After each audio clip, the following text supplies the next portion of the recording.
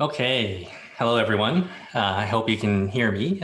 Please type something into the chat if you can hear me. I think that would be the way to do it. Loud and clear, great. Hello everyone, thanks for joining us today.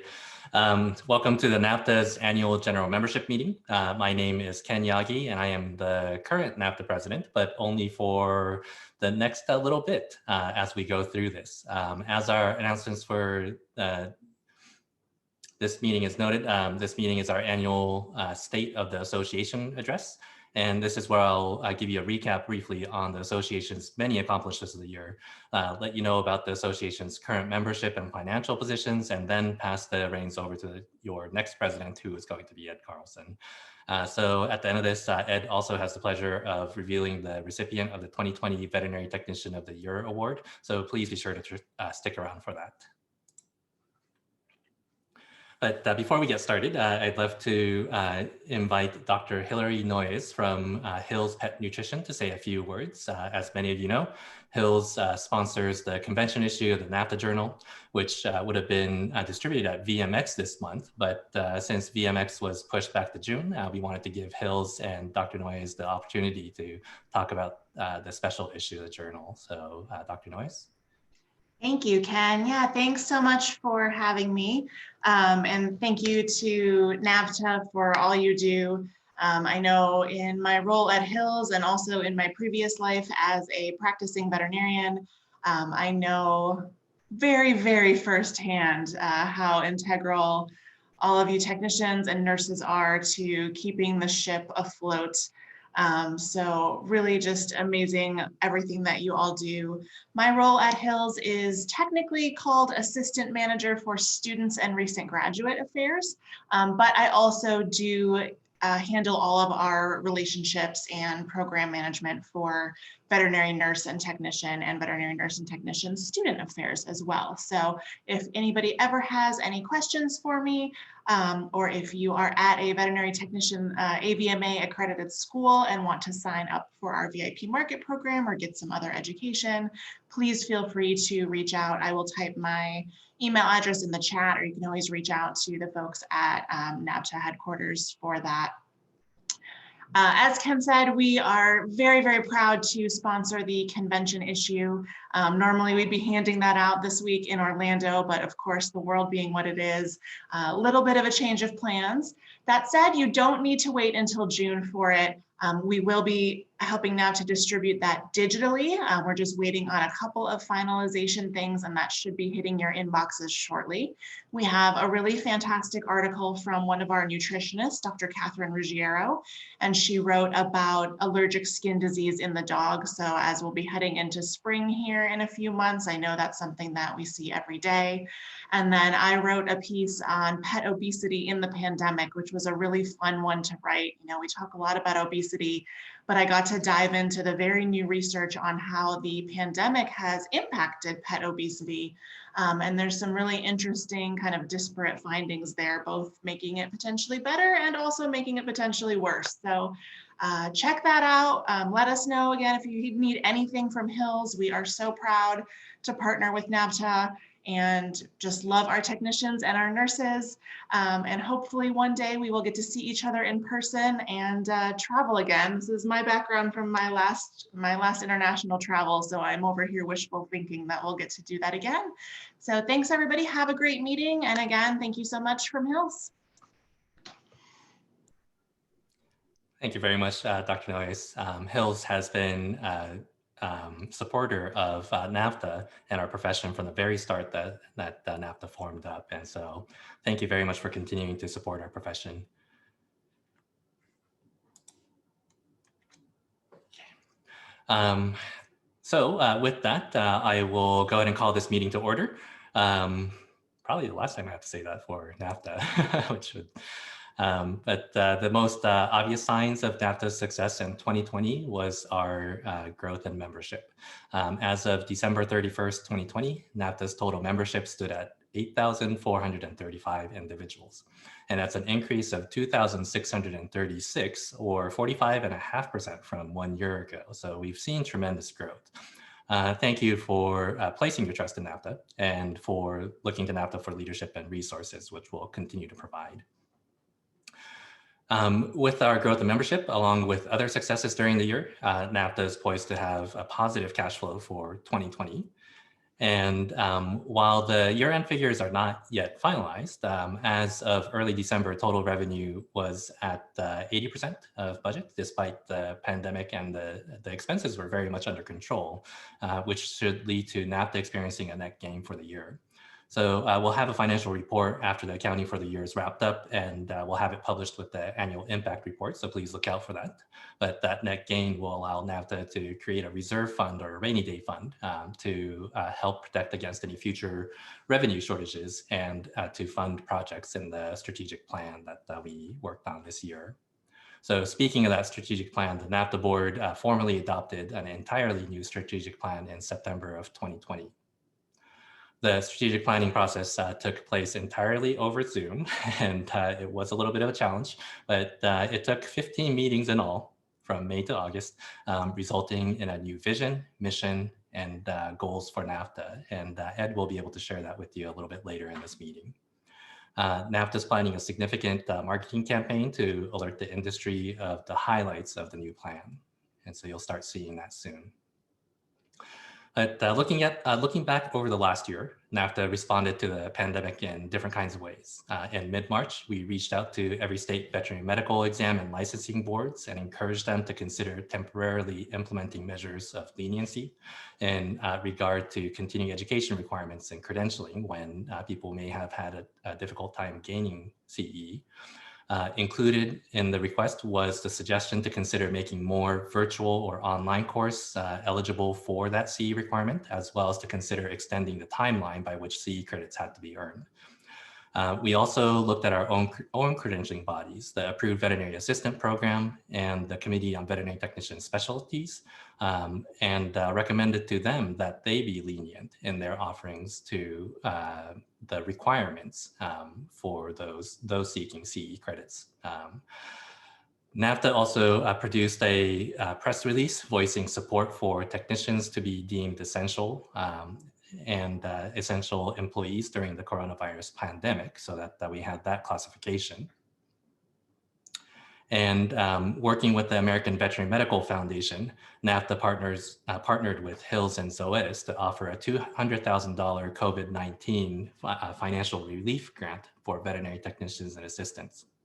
And due to the extremely high demand, though, the funding ran out within a week, which was very reflective of the financial hardship that members of our profession were facing. But hopefully we were able to help some people out there. One of NAVTA's primary reasons for being is to serve as the voice of the profession.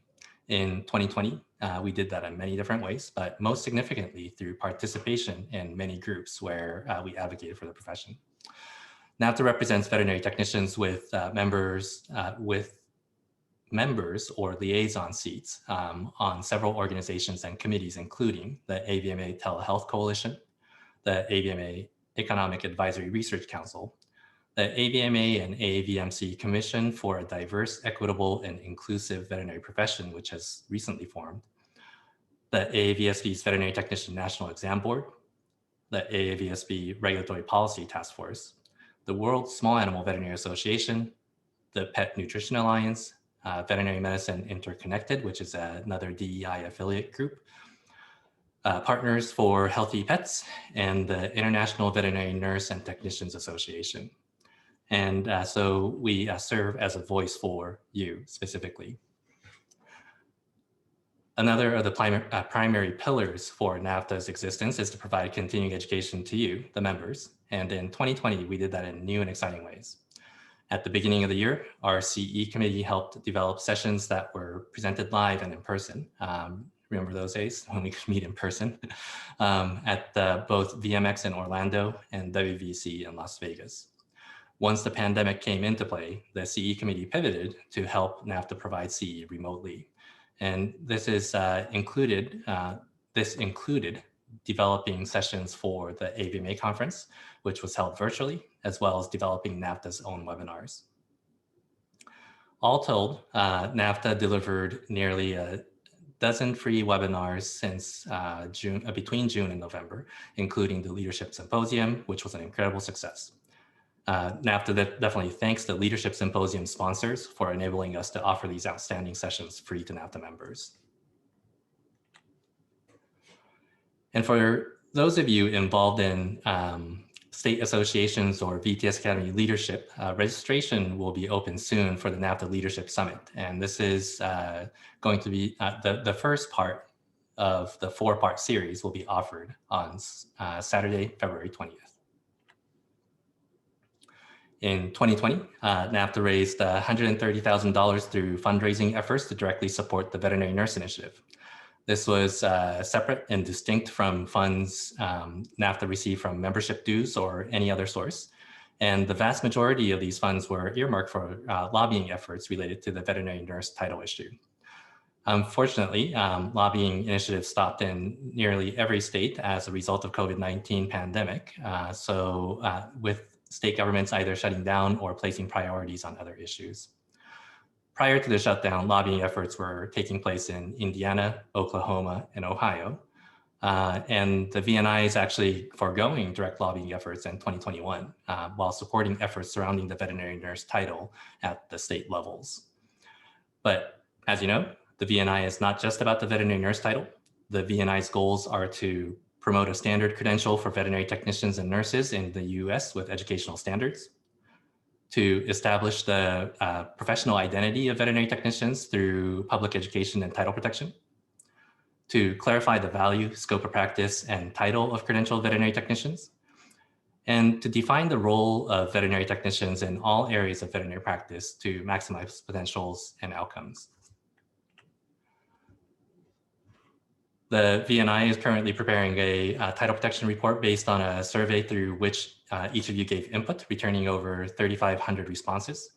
The initiative has contributed to the model regulation for the scope of practice for veterinary technicians released by AAVSB, which the NAVTA board is currently considering regarding endorsement. The VNI is also focused on creating greater awareness of the role and value of veterinary technicians among the public and within the veterinary profession. You've probably seen this solicitation of your voice in helping us with that effort. And so please submit your voices and videos through the project that's going on right now. And the VNI also has goals of increasing and optimizing veterinary technician utilization and expanding career pathways leading to better patient care, veterinary team and practice health, and career fulfillment. So NAVTA will be working on all these goals in 2021. The Committee on Veterinary Technician Specialty is diligently raising the standards by which specialty areas for veterinary technicians are recognized. Through their hard work, the Academy of Veterinary Zoological Medicine Technicians achieved full recognition. The CVTS is continuing to devise new ways to support specialty academies and their growth. We are also pleased to share that thanks to the work of the CVTS Chair, Linda Merrill, and our Executive Director, Phil Russo, we've contracted with ExamSoft for the academies which wish to take advantage of this software. ExamSoft will increase the defensibility of VTS examinations and it allows for secure remote exams, which is important today. The student chapter of NAVTA Committee continue to support their student members of veterinary technology and nursing programs through their vastly changed lives in the pandemic. We partnered with the Association of Veterinary Technician Educators to deliver the Student Chapter of the Year Award and Student Chapter Advisor of the Year Award, ensuring educators and students receive the recognition that they deserved. One of the primary methods of increasing the awareness of the profession is through the annual National Veterinary Technician Week celebration. The 2020 celebration was themed Credentialed Veterinary Technicians. This is who we are. This is what we do. It featured pictures of real vet techs in real work situations, and it was a pretty big success. NAVTA again thanks Hills for its sponsorship for the National Veterinary Technician Week, and all the other companies that supported the effort through donations, prize drawings, free CE, and all the things that we were able to do. We also collaborated with Vetios on this video, which we'll play right now.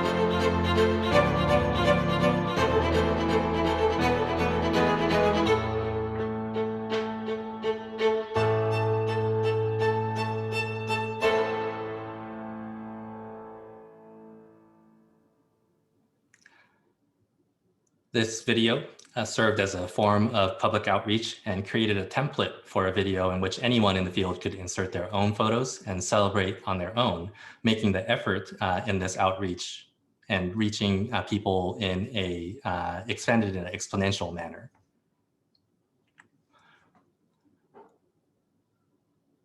It would really be impossible to mention all the work accomplished last year, but I think it's sufficient to say that NAVTA stayed steady and calm and focused on how to be the best association for you through this pandemic. I'd like to thank everyone who played a role in making 2020 such a success for NAVTA. For starters, they're the committee leaders, such as Mary Berg, who is the District Representative Committee's chair, Tammy Eggy and Barbara Robinson, who chairs the student chapter of NAVTA committee, Dennis Lopez with the Approved Veterinary Assistant Committee, Linda Markland with the Global Outreach Committee, Stephen Seitel, who chaired the Committee on Veterinary Technician Specialties. And even though Stephen stepped down in the mid-year, he started out in the year being on that committee, and Linda Merrill for taking over his reins.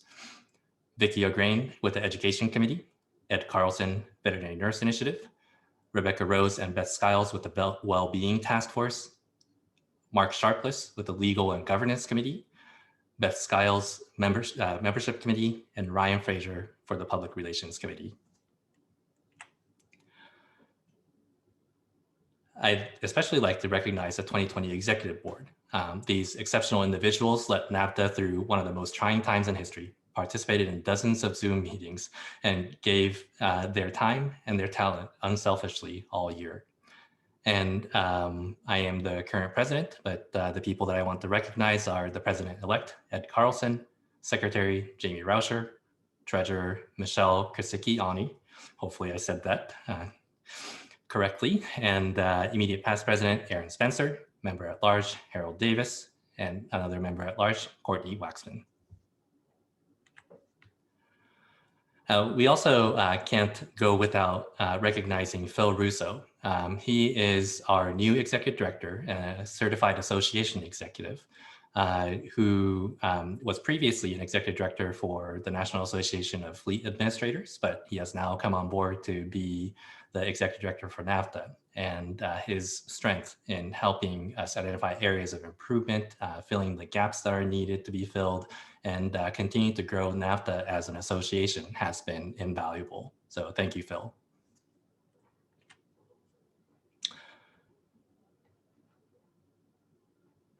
Today marks the end of the several board members' term on the executive board.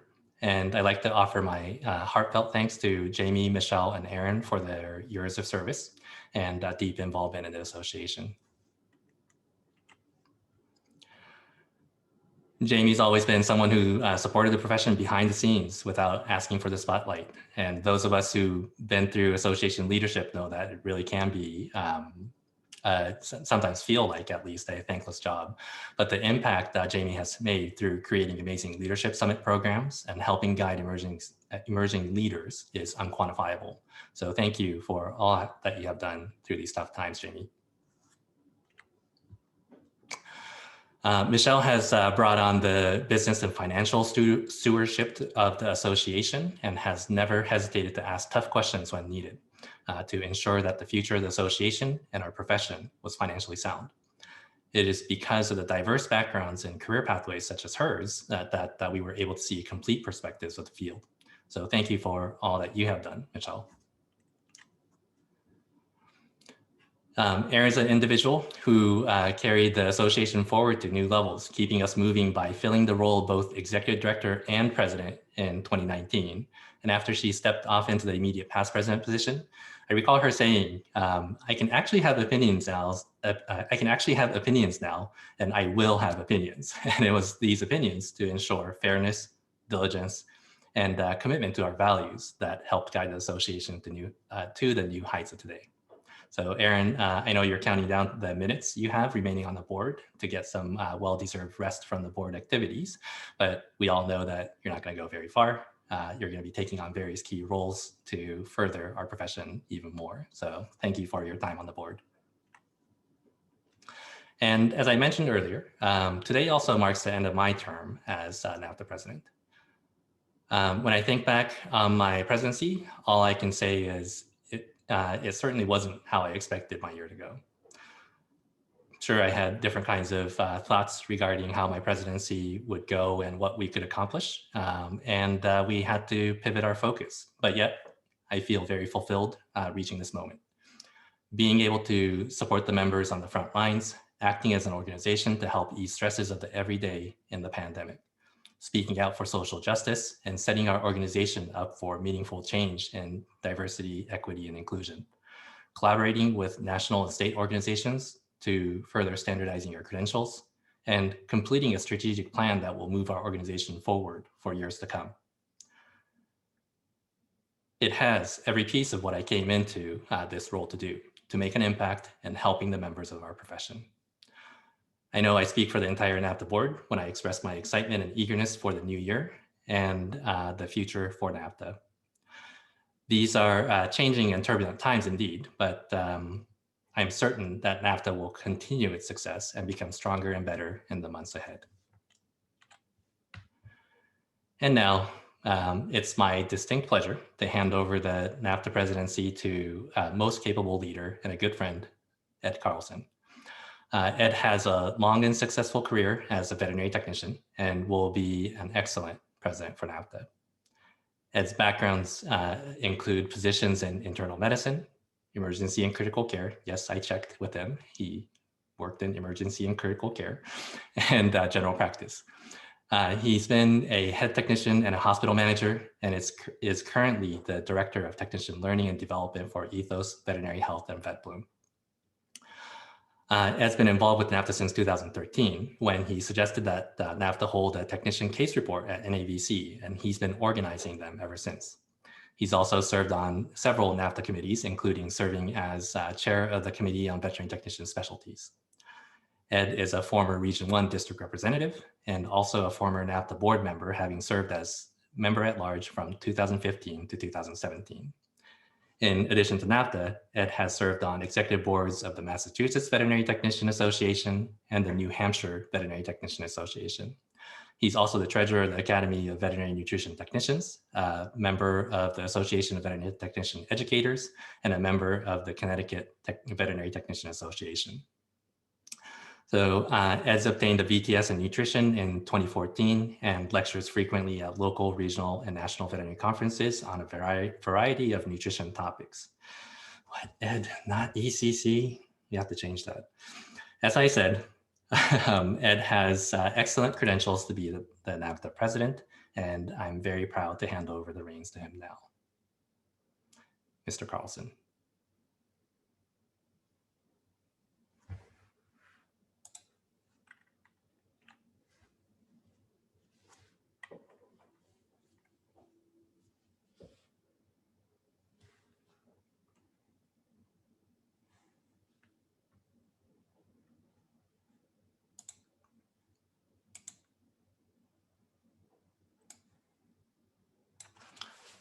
Ed, if you are there, I don't think we switched over.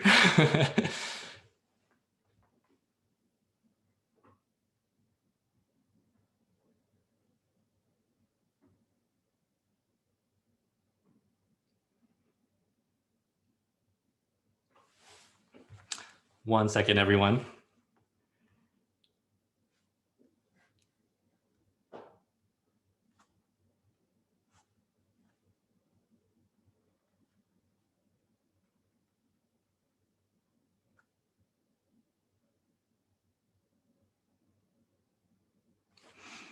How does this work if Ed can't come on?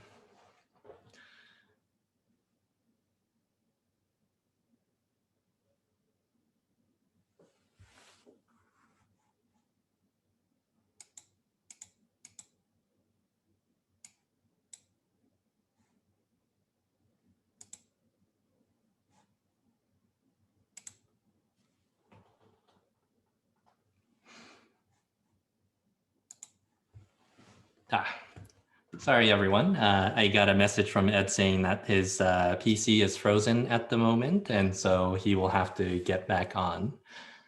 And here he comes.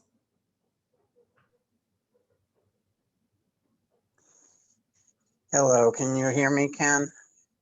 Yes, we can hear you. I am very sorry. My computer is completely frozen, so I just logged in on my phone.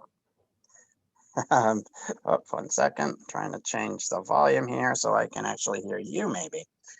I'm sorry, would you be able to advance slides? Yes, absolutely.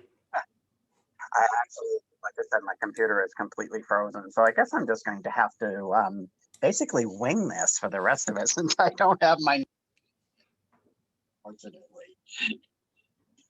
All right, so thank you very much for that, Ken. And again, to everyone, I apologize for issues. I've never had that happen before, and it's pretty embarrassing. So yes, it's been a crazy year, and having to work through this excellent board, along with Ken kind of leading the charge, has been great. And we do have that coming up. So if you could change slides, please, Ken.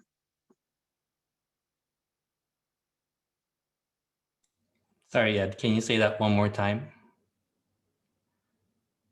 Can you change slides? Yep. Looking at the one that says strategic plan focus.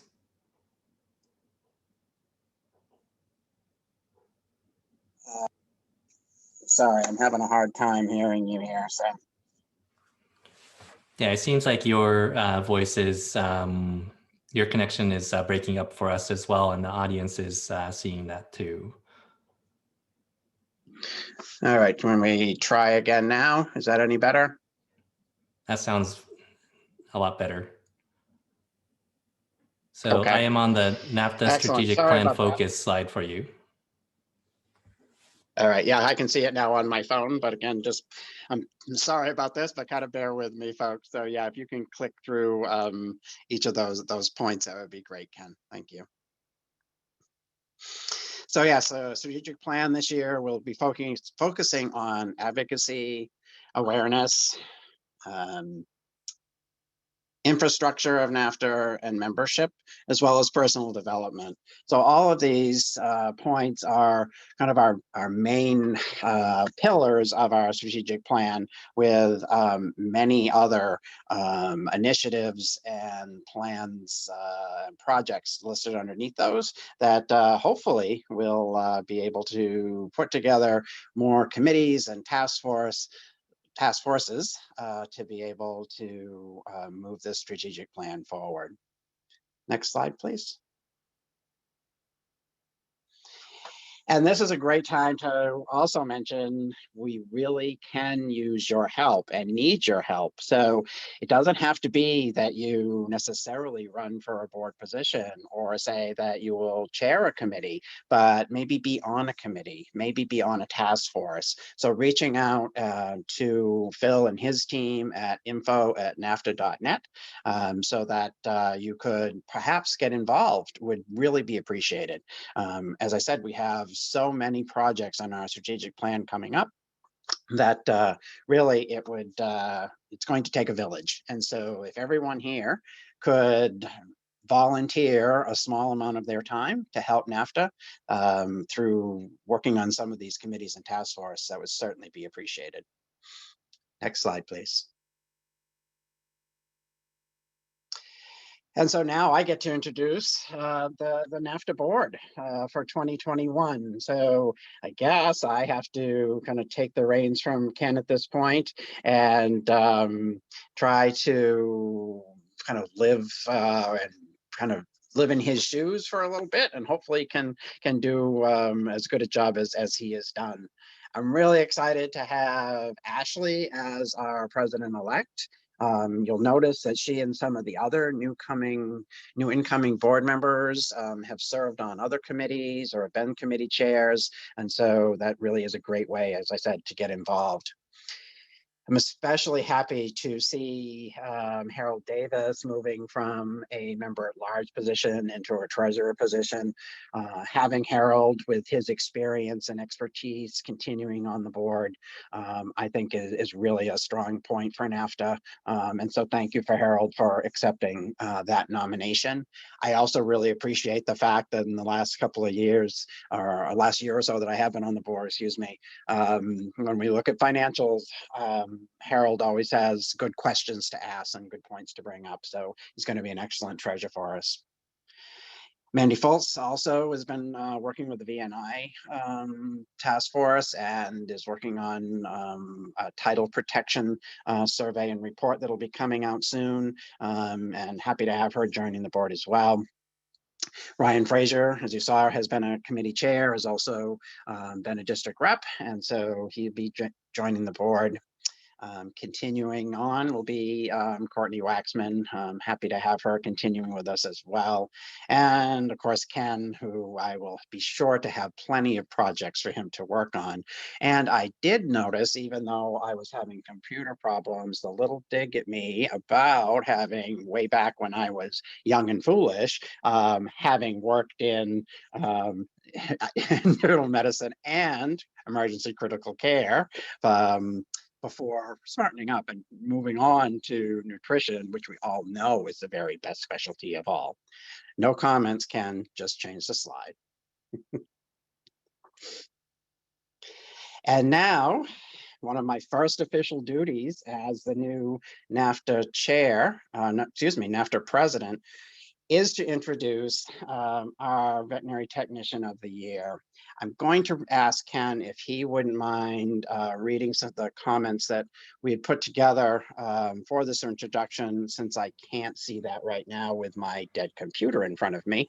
And I really don't want to not mention all of the things that this outstanding individual has done. So Ken, would you mind taking it over, please? Not at all.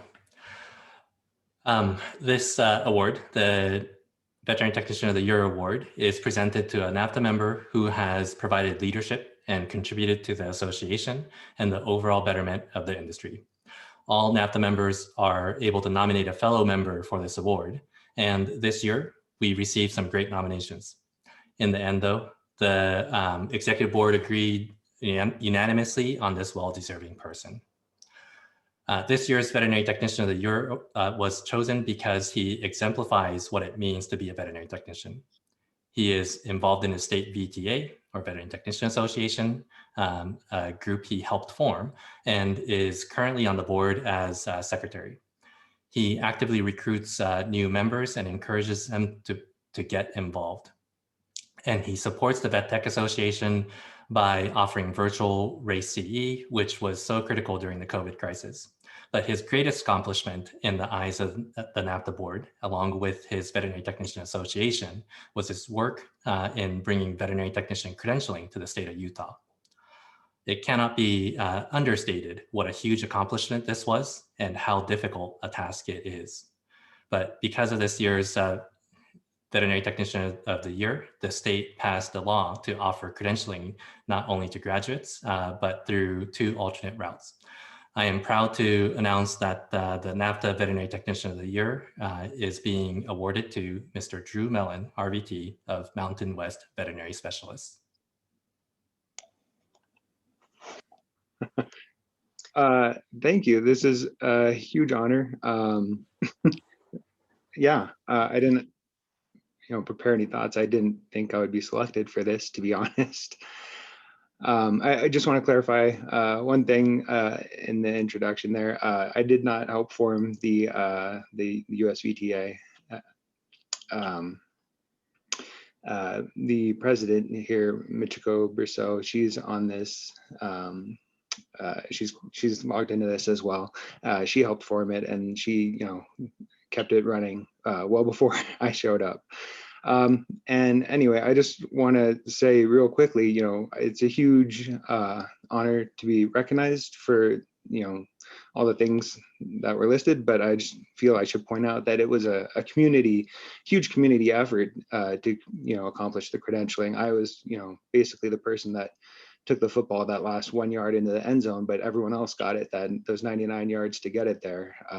You know, the rest of the Tech Association here, the Veterinary Association here in Utah, the VNI, NAVTA, you know, there are so many people involved, and I just want to make sure that, you know, I wish I could name all the people, but I'd run out of time listing the people who helped out.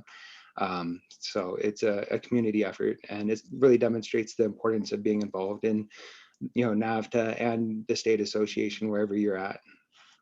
So thank you, everyone. Thank you, Drew, and congratulations again. Very humble acceptance speech, which I, not knowing you, I'm not surprised at all, and very well deserved. And really is all about working together as a team, as you said, and I'm sure there were many other individuals who helped with that initiative. But certainly, as you said, kind of running the football across the end zone there, or whatever you call it. I'm not into sports, but it was really a great accomplishment for all of us and for veterinary technology and veterinary nursing in general. So again, thank you so much for that. So really, that's all we have for tonight, I believe. I'm going to switch to the next slide, Ken. I think that's where we were. Yeah. So I think we have some questions that have come into the Q&A. I think most have just been congratulations to Drew, which is great. But certainly, if there are other questions, we could try to take some of those as well. Although, again, I feel a little bit unable to really participate as much as I would like because of technical issues that I'm having and trying to do this from my phone. So all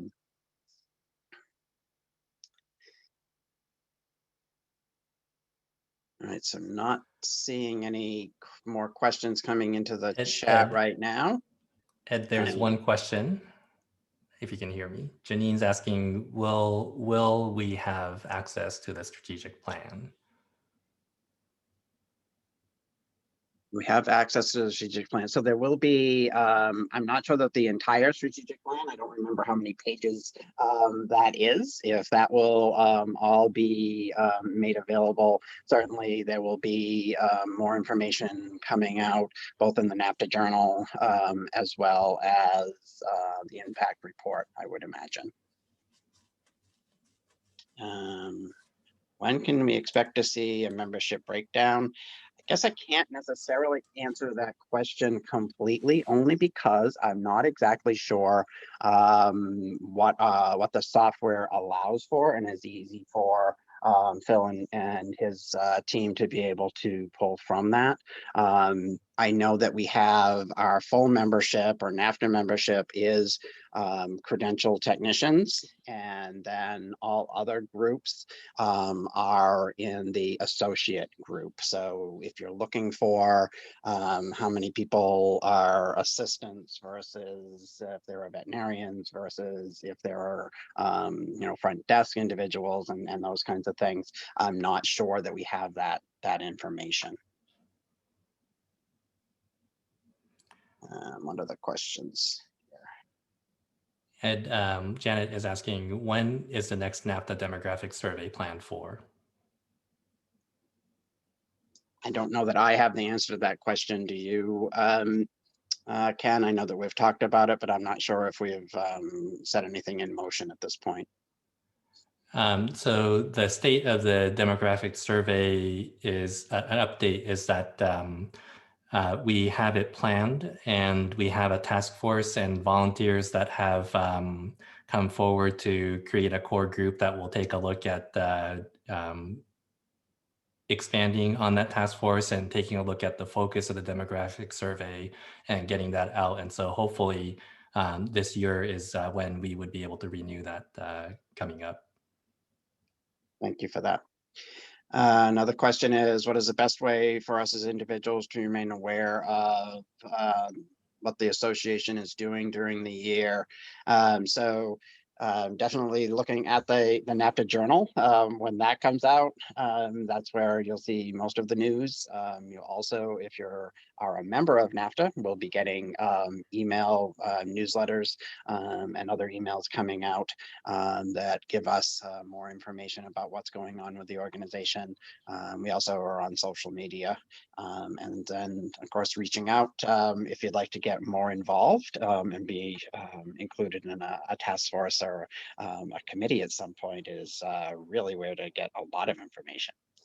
Had to put in that last plug for that. Yes, and that's a great point. Your district representative or your state representative too as well, I think. So any other questions?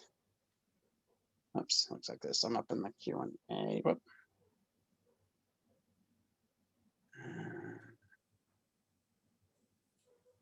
We're working on title protection. To whom should we speak considering improved veterinary assistance and the confusion with some programs that provide a certificate veterinary assistant title? Oops, and we're concerned with some of the language for veterinary assistants. So I think from a NAVTA perspective, if you were to email info@nafta.net, Phil Rousseau and his team will be able to get that to the right channels, and we can have further discussion about that.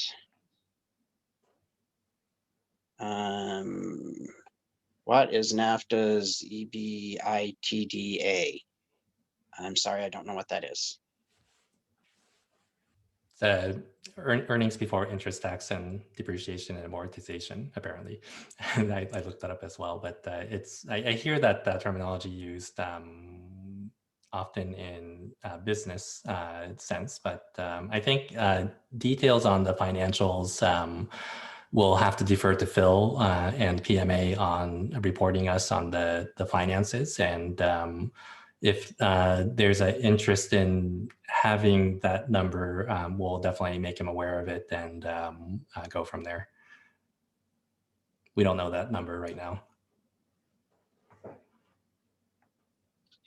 I follow NAVTA everywhere, read the journal. I never saw a call for volunteers for the demographic survey task force. So that's a great point. And I think that is something that we can absolutely do better at. And now with having Phil and his team on board, we're trying to kind of tighten up on some of these things that haven't been able to do or haven't had the time to do in the past or hadn't thought of. And that, we do need to be putting out more calls for these are the specific things that we need rather than just saying that we need to have people volunteer, or if there's something you're interested in, let us know. So things are changing all the time, so that is something that can be difficult to do, I think.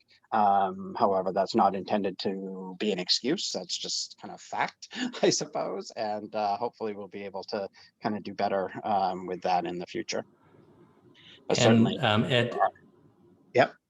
Ed, if I can add, Sure. I think I just need to clarify my answer in that the demographic survey task force, for example, and other task forces that may need to be formed for the new strategic plan hasn't been fully created, in that there's individuals identified to serve as the core to start that process, in which outreach will be outgoing. And so the DEI task force would be another example of a task force that we have some core individuals that have been put in place to start that outreach, to start seating, to start filling those seats with the representatives that we would want to have on those kinds of task forces. So, so hopefully that eases your mind on why you may not have seen wide call for members.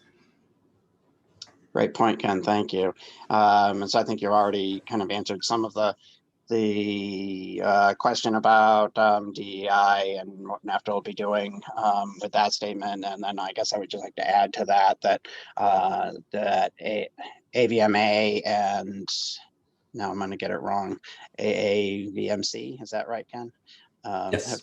Are put together a task force to be looking at DEI issues and have invited NAVTA to be a part of that, which we definitely will be doing as well. So, oops. Let's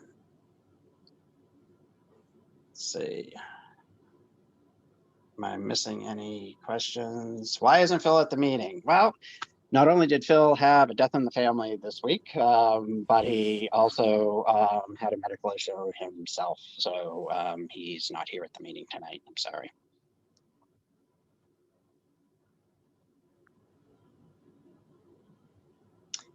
And then there's another question about where you're getting the core people from. I'm not sure what that refers to. Sorry, I can't. I think, Ed, that's referring to the core people that we've put on the task force to do the outreach for those task forces. And these are identified individuals from the NAVTA board.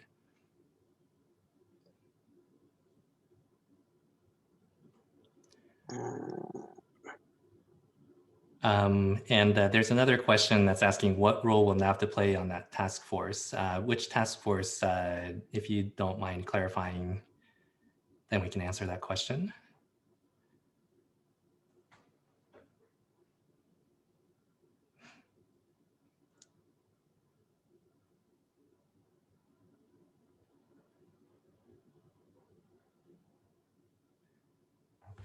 Okay, the AVMA, AVMC, the DEI commission that they have put together. What role will NAVTA play on that task force? We've been invited to have a representative on the commission, and I'm sure there's information published from AVMA and AVMC on how they're planning on moving forward. It's very early in its formation, and we have a representative, and that's as much information as we have currently. But we'll definitely keep the membership appraised on anything that comes through that commission. I think Janine's asking, can we get a copy of the video shown?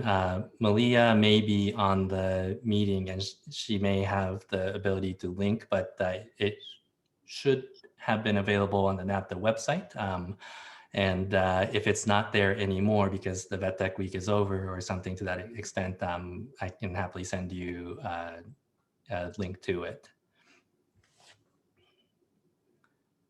Thank you, Malia. Are there any questions that we're missing? Are there any plans to get any greater diversity on the board? So yes, I think that is something that the NAVTA board has talked about, and we did ask the nominations committee to be looking at that as they were looking to solicit people that might be interested in joining the board through being nominated.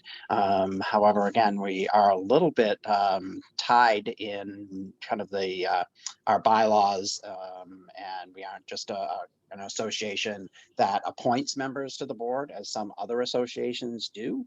However, it is that the someone has to be nominated, accept that nomination before that they could be added to the board. But we are trying to ask the board members to provide some demographic information to the nominating committee. So if we are not having nominations or enough nominations to be able to fill a slate moving forward, that we can be looking at that as we are trying to look for other board members to potentially be nominated. And hopefully you were able to see that there was along with the nomination call, there were specific demographic areas that we wanted to see more representation from, and that was mentioned. And that came from us as a board taking a look at a board matrix that took a look at our current makeup and see where we were lacking so that we can try to get some more representation.